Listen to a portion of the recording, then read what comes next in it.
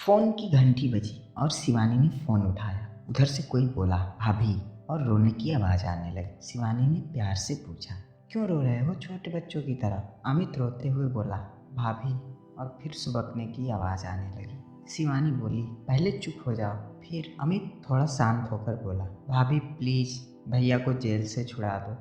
मुझसे ऐसी बात मत करो, मैं फ़ोन रखती हूँ। शिवानी यह कहते हुए फ़ोन रखने लगी।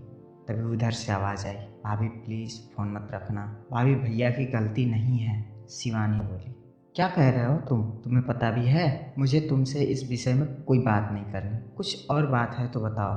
अमित रूधे हुए स्वर में बोला, भाभी मैं जानता हूँ। शिवानी ना चाहते हुए भी थोड़े गुस्से में बोली, क्या जानते हो? अमित बोला, यही कि भैया ने आपको मारा, और क्यों मारा ये भी जानता हूँ। शिवानी को अब गुस्सा आने लगा और थोड़ी तेज आवाज़ में बोली, ये सब कहने को तुम्हें किसने कहा? अमित बोला, भाभी किसी ने नहीं, मम्मी पापा तो किसी वकील से मिलने गए हैं, उन्होंने तो आपसे बात करने को मना किया है। शिवानी गुस्से से बोली, तो फिर क्यों बात कर रहे हो? तुम इन सब बातों में मत पड़ो। अमित बोला, कैसे ना पढ़ूं? वो मेरे बड़े भाई ही नहीं सब कुछ है, मैं उनके बिना कैसे जीऊँगा? गलती मैंने की और सज़ा भैया भुगत रहे हैं। अमित ऐसा कहकर चुप हो गया। शिवानी बोली, तुमने कोई गलती नहीं की, तुम्हारे भैया ने मुझे मारा है। एक बार नहीं, दो दो बार। पहले तो थप्पड़ मारा, फिर अगले दिन गला दबाने की कोशिश की। शिवानी झुंझलाहट में ये सब बोल गई। अमित भी चीख कर बोला, माँ ने भैया से कहा था कि उसने अमित की स्कूल की यूनिफॉर्म की टाई और बेल्ट क्यों छुपाई थी। वो भैया को बार बार फ़ोन करके परेशान किए जा रही थी। भैया ने बताया था कि आपने ऐसा कुछ नहीं किया, पर माँ ने कहा कि आप झूठ बोल रही हैं, आप चाहती नहीं कि मैं पढ़ूं। बस भैया को इसी बात पर गुस्सा आ गया। मैंने सोचा भैया जब शांत हो जाएंगे तो मैं सच बता दूंगा। शिवानी हैरान होकर बोली, तुम क्या कह रहे हो? तुम्हें पता भी है?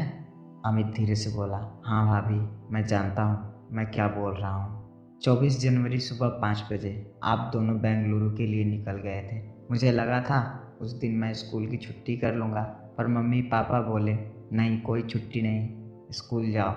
स्कूल में मेरा टेस्ट था और मैंने याद भी नहीं किया था। मम्मी पापा को पता था कि बुधवार को स्कूल की यूनिफॉर्म की चेकिंग होती है, इसलिए मैंने टाई बेल्ट जल्दी से आपके बेड के नीचे डाल दी और उनके साथ ढूंढने में लग गया। बस ढूंढते ढूंढते समय कट गया। मम्मी को लगा मेरा टाई और बेल्ट आप छुपा कर गई हैं। उन्होंने तभी भैया को फ़ोन लगाकर गुस्से में आपके लिए बहुत कुछ कहा और साथ में यह भी कह दिया कि आप चाहती ही नहीं हैं कि मैं पढूं। मुझे यह नहीं पता था यह इतनी बड़ी बात हो जाएगी। सॉरी भाभी। शिवानी ने दर्द भरी आवाज़ में कहा, तुमने यह बात अपने भैया को क्यों नहीं बताई? अमित बोला, मैंने भैया को फ़ोन किया था, पर भैया ने कहा मैं बाद में बात करूँगा, और मैं डर भी गया था। भाभी प्लीज़ मेरे भैया को जेल से बाहर निकाल लो, उनकी ज़िंदगी ख़राब हो जाएगी। उन्होंने बहुत मेहनत की है, तब जाकर उनको इतनी अच्छी नौकरी मिली है। भाभी प्लीज़ मेरी खातिर। ये कहकर अमित ज़ोर ज़ोर से रोने लगा। शिवानी बोली, चुप हो जाओ, मैं तुम्हारे भैया को जेल से निकलवा दूंगी, पर तुम प्रॉमिस करो तुम हमारी इन बातों के बारे में कभी किसी को नहीं बताओगे, अपने भैया तक को नहीं। आज के बाद मुझसे बात भी नहीं करोगे। शिवानी ने ऐसा कहकर फ़ोन रख दिया। फ़ोन रख कर शिवानी फूट फूट कर रोने लगी।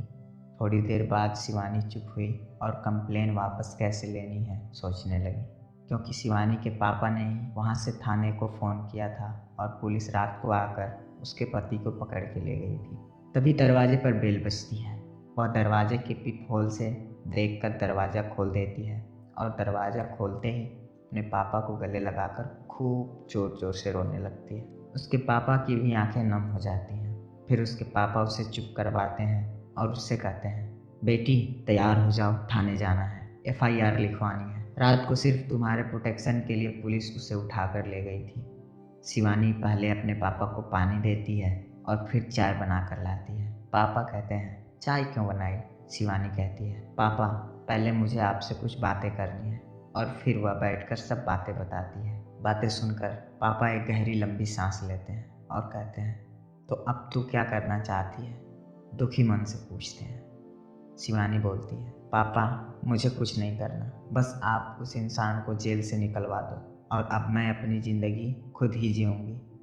अभी आपके साथ मैं घर जाऊँगी और नौकरी करूँगी, बस अभी और कुछ नहीं। उसके पापा उसके सर पर हाथ रखकर एक लंबी सांस लेते हैं और कहते हैं, बेटा वो तेरा घर है और सदा तेरा ही घर रहेगा। अब भावुक हो उठते हैं, फिर अपने को संभालते हुए कहते हैं, तू जो चाहे कर, बस खुश रहने की कोशिश कर। और ऐसा कहते हुए शिवानी के पिता खुद के आंसुओं को संभाल नहीं पा रहे थे। ऐसा ही होता है बाप का प्यार। आए तो थे रोष से भरे हुए, ये सोच कर कि उसे सजा दिलवा कर ही चैन की सांस लेंगे, पर बेटी के आंसुओं और बातों ने उन्हें शांत कर दिया।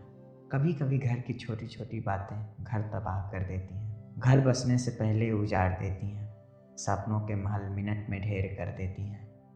मेरी बेटी का क्या कसूर था? शिवानी के पिता ये सब सोचते हुए उठते हैं और शिवानी से सामान पैक करने के लिए कहते हैं। शिवानी अपना सामान पैक करती है, फिर बाप बेटी थाने जाने के लिए निकल जाते हैं। दोस्तों, आपको ये कहानी कैसी लगी कमेंट बॉक्स में ज़रूर बताएं। यदि आप हमारे चैनल पर पहली बार आए हैं तो चैनल को सब्सक्राइब कर लीजिए और बेल आइकन ऑन कर लीजिए।